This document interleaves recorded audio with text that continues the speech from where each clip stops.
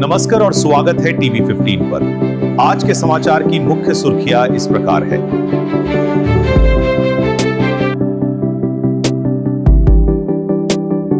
यह कदम संगठन के भीतर एक पीढ़ीगत बदलाव की शुरुआत का संकेत देता है। यह कदम संगठन के भीतर एक पीढ़ीगत बदलाव की शुरुआत का संकेत देता है।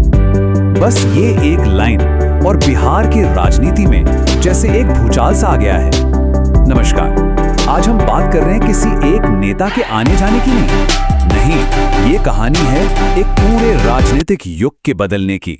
तो चलिए आज इसी नए अध्याय को थोड़ा और करीब से समझते हैं। जानेंगे कि बिहार के ये नए सिपहसालार निशांत कुमार आखिर हैं कौन और उनका आना बिहार की राजनीति के लिए क्या मायने रखता है। आज के इस चर्चा में हम इस पूरी कहानी को परत दर परत खोलेंगे।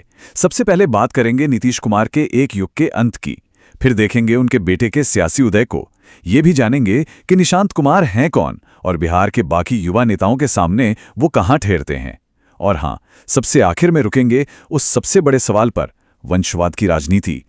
तो कहानी की शुरुआत होती है बिहार की राजनीति के एक कह सकते हैं कि सबसे बड़े किरदारों में से एक नीतीश कुमार के एक बहुत ही अहम फैसले से।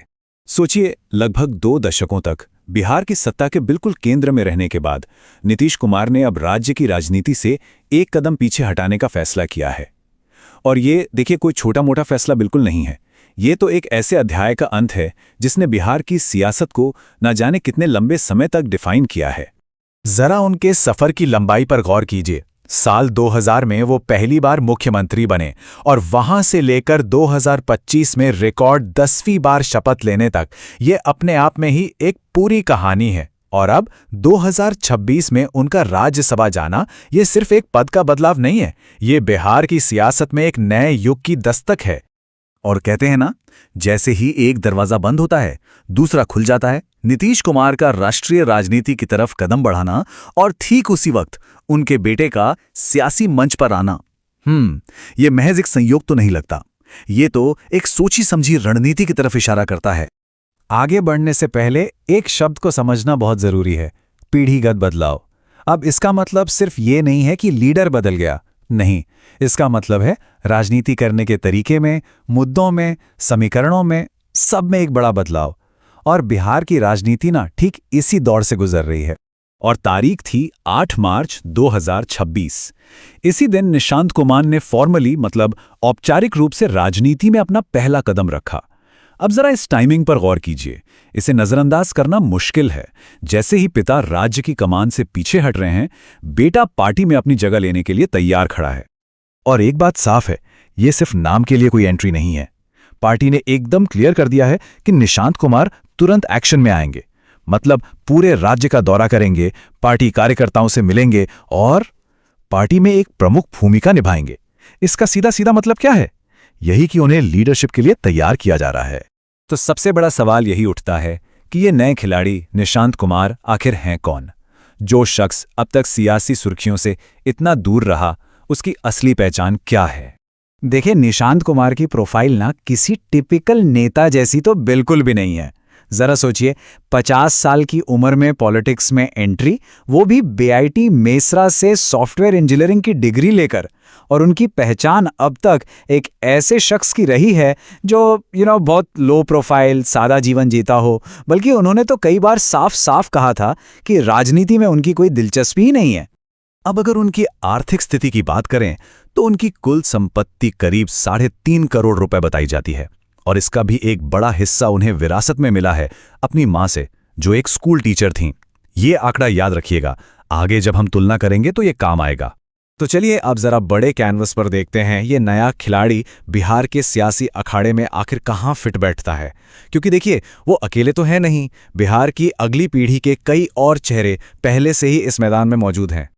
और ये टेबल देखिए, यहां बिहार की अगली पीढ़ी की पूरी तस्वीर एक साथ साफ हो जाती है। एक तरफ है 50 साल के निशांत कुमार, एक सॉफ्टवेयर इंजीनियर जो इस खेल में सबसे नए हैं। तो दूसरी तरफ हैं उनसे उम्र में छोटे लेकिन राजनीति के मंझे खिलाड़ी तेजस्वी यादव और चिराग पासवान। इनकी शिक्षा में अंतर देखिए, इनकी संपत्ति के आंकड़ों पर भी एक नजर डालिए। ये वो 3 चेहरे हैं जो शायद बिहार की आने वाली राजनीति की दिशा तय करेंगे, और तीनों का सफर अब तक बिल्कुल अलग रहा है। और अब आते हैं इस पूरी कहानी के सबसे अहम और शायद सबसे विवादास्पद पहलू पर, क्योंकि यह मामला सिर्फ एक राजनीतिक उत्तराधिकार का नहीं है, यह मामला है एक विरासत पर उठ रहे सवालों का। और यहीं पर कहानी का सबसे बड़ा विरोधाभास, सबसे बड़ी आयरनी सामने आती है। एक तरफ है वो नीतीश कुमार जो सालों से, दशकों से वंशवाद की राजनीति के सबसे बड़े आलोचकों में से एक रहे हैं, और दूसरी तरफ है आज की हकीकत, जहां उनके अपने इकलौते बेटे उनकी सियासी विरासत संभालने के लिए तैयार हैं। ये वो सवाल है जिसने बिहार की राजनीति में एक नई और बहुत तीखी बहस छेड़ दी है। और इस पूरे मामले पर उनके सियासी प्रतिद्वंद्वी तेजस्वी यादव का ये बयान देखिए, ये भी बड़ा दिलचस्प है। वो कह रहे हैं, मुझे खुशी होगी अगर वो राजनीति में आते हैं, शायद इससे जेडीयू को नया जीवन मिलेगा। अब क्या ये एक सीधा साधा बयान है या इसके पीछे कोई गहरा राजनीतिक तंज छुपा है? खैर, ये तो विश्लेषण की बात है, लेकिन ये इस कहानी में एक और दिलचस्प मोड़ जरूर लाता है। तो आखिर में सवाल बस यही है, क्या निशांत कुमार का आना बिहार के लिए वाकई एक नए अध्याय की शुरुआत है? एक ऐसा अध्याय जहां शायद योग्यता और नई सोच को जगह मिले, या फिर यह सिर्फ एक पुरानी कहानी का नया कवर पेज है जिसके अंदर वंशवाद की वही पुरानी राजनीति चलती रहेगी? इसका जवाब तो सिर्फ वक्त ही देगा, और बिहार का भविष्य इसी जवाब पर टिका हुआ है। Ever wondered, news anchors of camera इतने सीरियस लगते हैं ना, लेकिन जब कैमरा ऑफ होता है तो देखो क्या करते हैं।